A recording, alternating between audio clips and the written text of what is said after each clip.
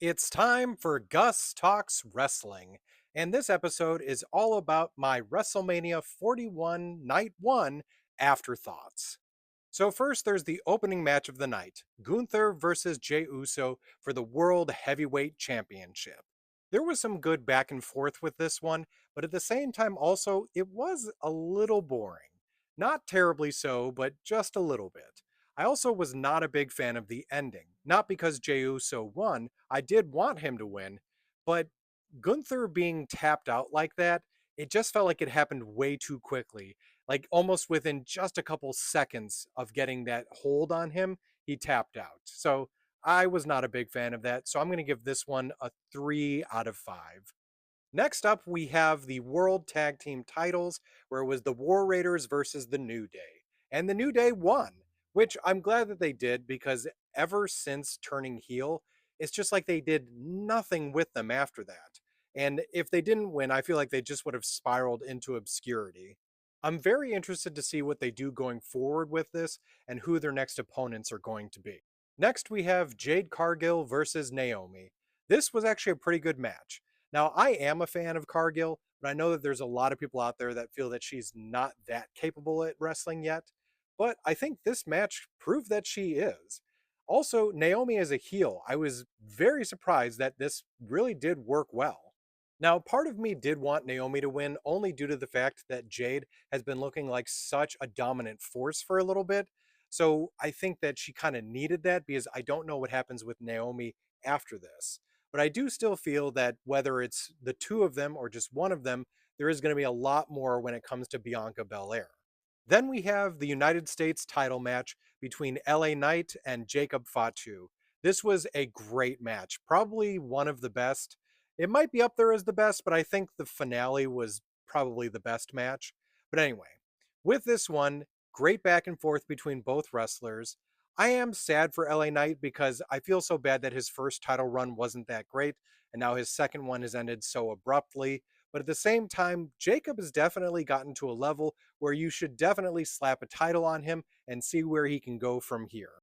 I do very much feel that this one is probably going to lead to a Solo Sokoa versus Jacob Fatu match, probably because Solo is either going to be jealous or he's going to try to pull the same thing he did last time that Jacob got titles, where he stripped him of the tag titles because he wanted him as a bodyguard.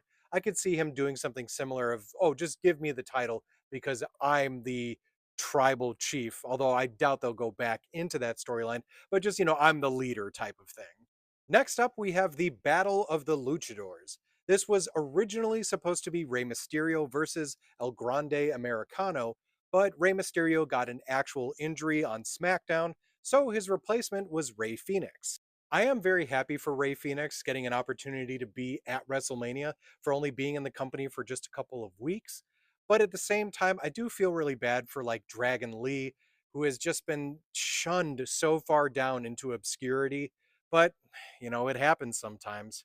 This is another one I enjoyed, and I think it's good that we had Chad Gable, El Grande Americano, win this one because it's definitely going to set up something with him and Penta, I think. And you also have an opportunity of potentially El Grande versus maybe Vikingo at the Worlds Collide PLE that's going to happen. Speaking of that, by the way, I am very excited to see what happens with WWE getting AAA, but at the same time, I'm also very worried because I'll be honest, there's not a great track record for luchadors in the WWE.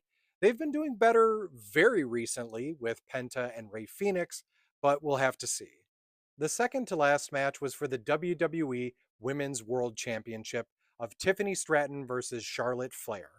I cannot tell you how happy I am that Charlotte Flair did not win this. Now, it's not that like I'm totally against Charlotte Flair and, I hate her and blah, blah, blah, blah. No, it's due to the fact that I feel like they give her way too much, and Tiffany needed this to give her more legitimacy. This was another one that I actually did really enjoy. However, though, I felt that Charlotte was being really stiff armed throughout this match. Now, they could absolutely have this played back again at Backlash, but I kind of just want to see Tiffany move on to someone else. And then, of course, we have the final match of the night, the triple threat between CM Punk, Roman Reigns, and Seth Rollins. This one was definitely the match of the night. There was a great back and forth between all three of them. And then, of course, there is that surprise ending, which I saw coming, but still, surprise ending of Paul Heyman turning on both CM Punk and Roman Reigns and aligning with Seth Rollins. I really liked the ending on this one because there was so much story that was being told. I mean, Heyman betraying both of them, and of course, Reigns almost getting his revenge on Rollins by being able to hit him in the back with a chair. Oh, it was so good. And then, if you watched this last Monday Night Raw, the idea that Paul Heyman is now aligned with Seth Rollins and they've got Braun Breaker with them. Mwah. Oh, this is going to be so good. I know a lot of people have been talking about there being a third member added, and I'm interested to see what would happen if they go that way. I just realized I totally forgot to give my ratings for everything other than the first match. So, in the tag title match, I would give that one 4 out of 5. Then Jade versus Naomi, 3 out of 5. Jacob versus LA Knight, 5 out of 5. El Grande Americano versus Rey Mysterio, 3 out of 5. Tiffany versus Charlotte, I give a 4 out of 5. And the triple threat, 5 out of 5. So feel free to let me know in the comments if you agreed with everything I said about this PLE, if you completely disagree, and are you excited to see what happens at Backlash? And of course, after watching this video, keep an eye out for WrestleMania Night 2 Afterthoughts, as I'm going to be putting that one up soon as well.